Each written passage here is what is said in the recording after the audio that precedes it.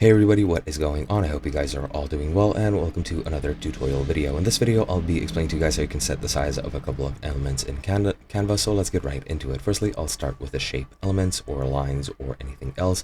Let's say I enter a sticker, a frame, a graph, enter also, well, this is asking me for setting up this graph, but let's say it's just that. I don't care. Let's add a sort of rounded square as well. And to set the size of these elements, all you have to do is click on them, click on the nodes, and then drag them to the corresponding size that you want.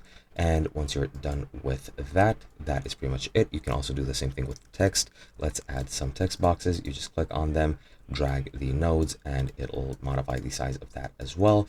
Or you can also do it for pictures. To do it for pictures, you can also add them into these set frames. This picture doesn't want to load for some reason, but let's say I add this picture of a duck, put it in a frame, and as you can see, it is resized to the size of the frame.